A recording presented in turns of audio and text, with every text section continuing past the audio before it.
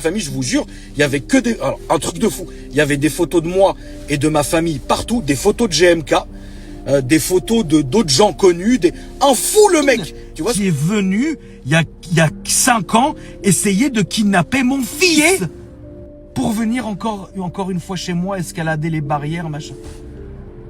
Depuis ça, écoutez-moi bien, je vais être vraiment franc avec vous la famille, je vais pas te mentir. C'était une personne que je considérais comme ma propre famille. Et c'est une personne qui a perdu les pédales. Ma politique, imaginez, il m'aurait vraiment pris mon gamin. On fait comment? Explique-moi, on fait comment? Tous ceux et celles là qui vont dire non, mais machin, c'est parce que vous l'avez pas vécu. Le jour où ça vous arrivera, vous allez dire, vous allez commencer à penser comme moi. Tu sais, mais ça, cette histoire, elle est incroyable. C'est comme les 3 ingénieurs qui sont rentrés chez moi il y a 4 ans et qui m'ont fait un braquage. Je vais zoomer sur ma gueule, comme ça vous voyez pas où est-ce qu'est l'école du petit, parce qu'il manquait plus que ça, frère. Alors pas que j'ai pas confiance en vous, la famille, mais j'ai pas confiance en les 10% d'entre vous. Ta gueule! Ta gueule! Encore, la famille, j'ai été gentil, que quand même, parce que faut quand même se remettre dans le contexte, quand même, qu'il y a une espèce de parasite qui dort dans une mezzanine, qui est venu, il y a 5 ans, essayer de kidnapper mon fils. Et je ne l'ai pas tué. Vous vous rendez compte? Ça veut dire que je me suis quand même posé la question, je me dis, tiens, en vrai, un mec comme ça, on peut le faire disparaître easy. Personne ne le retrouvera jamais. Quelque part, un parasite de ce genre, même sa mère doit le renier. Tout ce que j'ai fait, frère, c'est faire confiance aux flics. Bon, après, eux, miskines, ils font ce qu'ils peuvent. Eux, les miskines, ils sont débordés, ils ont pas de moyens. Frérot, bon, ils font ce qu'ils peuvent. Mais moi, je me suis dit, je vais passer par la voie normale, tu vois. Et dites-vous bien que cette espèce de... Le soir de l'annonce du confinement ou du couvre-feu, bon, c'était à cette époque-là, il est venu de Pierrefitte. Frérot, j'habitais à l'époque dans le 92. Il est venu de Pierrefitte, ce fils de... à pied, pour venir encore une fois chez moi escalader les barrières, machin. C'est pas possible. Depuis ça, écoutez-moi bien, je vais être vraiment franc avec vous la famille, je vais pas te mentir. Prochaine fois qu'il y a une espèce de parasite, parce que je suis quand même conscient, la famille, que malheureusement, dans la vie, il peut se passer quelque chose qui fait qu'une personne, au bout d'un moment, n'est plus tout son bois à l'abri. D'accord? Il y a des gens que j'aimais beaucoup avant. Je fais allusion même à une personne en particulier que j'aimais beaucoup. C'était une personne que je considérais comme ma propre famille. Et c'est une personne qui a perdu les pédales d'année en année. Et aujourd'hui, il serait ce que vous pouvez penser le fou du bus ou le fou de la gare ou quoi que ce soit. C'est une catastrophe. Donc je ne peux pas critiquer les gens qui se sont retrouvés dans cet état-là. Mais là, ta gueule, toi, arrête de klaxonner pour rien, agressif. Mais le problème, en fait, c'est comment ces gens-là sont dehors, en fait. C'est pas compliqué. C'est que c'est des gens qui ont rien à faire dehors. Et là où j'en veux, entre guillemets, à l'État, c'est que je paye des impôts et des URSSAF et des taxes et des cartes grises et des malus imaginaires et des taxes carbone imaginaires, alors qu'en fait, ils sont tous en train de s'enculer et de faire des orgies sataniques. Mais par contre, le fou du bus, on le laisse dehors. Il peut venir menacer les gens, mettre en danger sa propre vie et la nôtre, et on n'a rien le droit de dire.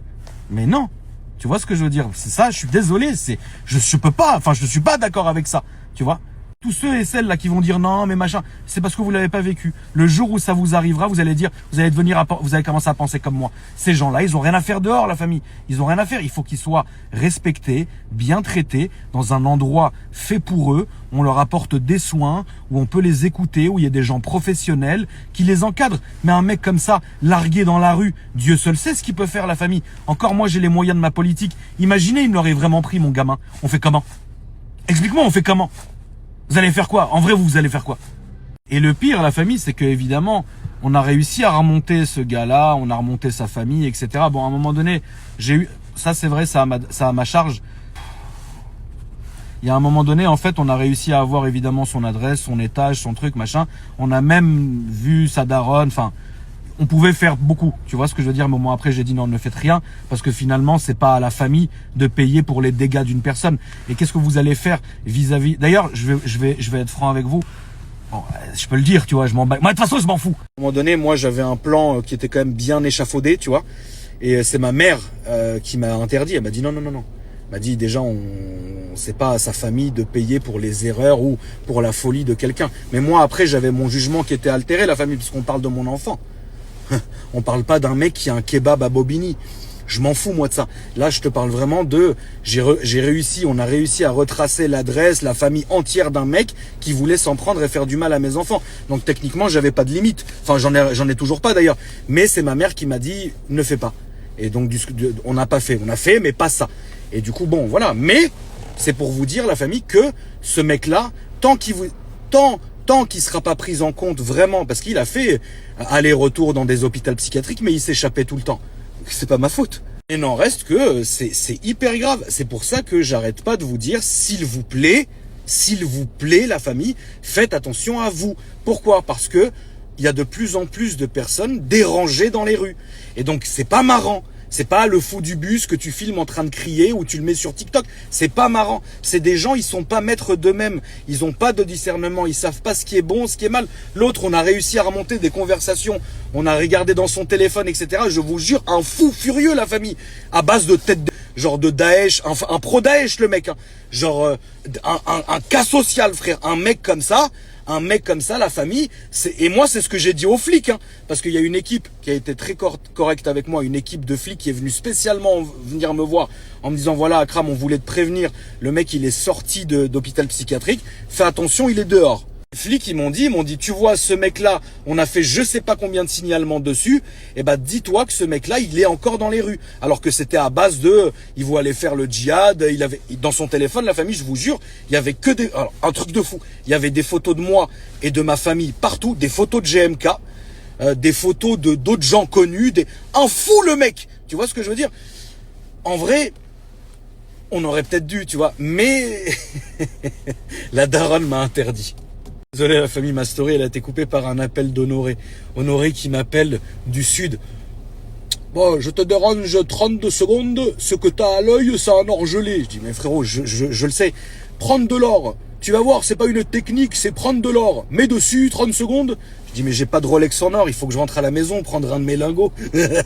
C'est un mec complètement dingue. Mes avocats me disaient, c'est un mec qui parle que du diable toute la journée. Et moi, il me prenait pour un diable. C'est-à-dire que moi, pendant des années d'insultes, c'était en mode, il allait me tuer, il allait me sacrifier parce que pour lui, j'étais le mal incarné.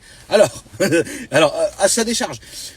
Je suis pas blanc-bleu non plus, mais j'ai quand même un code d'honneur, j'ai quand même une limite. Tu vois ce que je veux dire? Je ne vais pas, frérot, je ne te cache pas que je ne peux pas voler au-dessus des voitures. Problème, c'est qu'un mec comme ça, qu'est-ce qu'on fait? Imagine, t'es une meuf, t'es en train de marcher dans la rue, bon, il en faut moins que ça hein, maintenant dans les temps actuels, mais bon, t'es une meuf, tu sors de boîte ou tu sors de machin, tu tombes sur lui. Qu'est-ce que tu vas faire? Qu'est-ce qui se passe? T'es dans un pays où tu peux pas t'armer, tu peux rien faire, les flics ils vont arriver, t'as le temps de commander une pizza, ils vont arriver plus vite, la pizza va arriver plus vite que les flics, c'est pas de leur faute, hein, ils font ce qu'ils peuvent. Qu'est-ce que tu vas faire? Qu'est-ce que tu vas faire? Et lui, qu'est-ce qu'il va faire? Il va prendre un procès où il va jamais aller, de toute façon ils vont jamais l'attraper. Oh, il est fou, miskin, il avait pas la responsabilité de ses actes.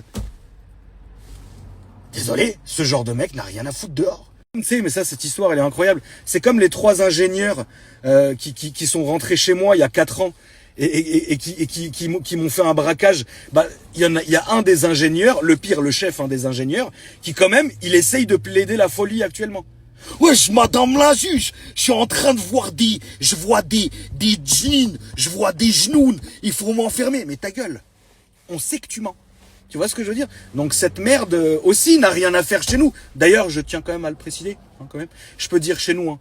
Je me considère quand même être chez moi en France. Hein, vu le nombre d'impôts que je paye, je suis quand même chez moi. Le mec, quand même, était quand même sous OQTF depuis des années. Qu'est-ce qu'il foutait chez moi? Lui, il a essayé de plaider la folie, mais mes avocates... J'ai 2 avocates, frérot. Oh non. Même moi, j'aimerais pas avoir mes propres avocates sur le dos. Elles ont dit pas du tout. Pas du tout, là vous êtes en train de faire le singe dans le box en entendant des voix. Mais taisez-vous, on a regardé vos Snapchats que vous envoyez depuis la prison, hein? Donc maintenant vous asseyez et vous fermez votre bouche. Et c'est passé, tu vois ce que je veux dire? Le mec n'est pas fou, mais il y a des vrais fous la famille. Et c'est de cela dont faut se méfier. C'est pas réducteur, c'est juste une réalité. Moi je suis pas l'ami des animaux la famille, mais je suis désolé. J'ai vécu dans ma vie en anglais, encounters avec des gens qui ne méritent pas d'être dans la rue. Je suis désolé, mon Dieu. Vous m'avez remonté comme un malade. Là, je vais aller chercher mes enfants. Ils vont être surexcités. Papa. Je vais être là. Regardez l'œil. Tu sais que j'ai encore mon truc là. Hein. C'est horrible, frère. Tu sais que je traîne ça à la famille. Alors ça part, ça revient. Mais demain, j'ai rendez-vous chez le doc là. Ça suffit, je peux pas rester comme ça, frérot. On dirait que je me suis fait jouir sur la gueule. Donc non mec, je traîne ça. En fait, j'ai chopé cette merde là, ça là. Je l'ai chopé depuis Top Gear. Hein. Frère, tellement vous m'avez mis l'œil, je me suis mangé ça. Et en fait, ça revient genre, tu sais, tous les 3 mois, un truc comme ça. J'ai dit, c'est pas possible, frérot. Et moi, je soigne pas, tu sais, je laisse faire, tu vois. Là, j'en peux plus, frère, regarde.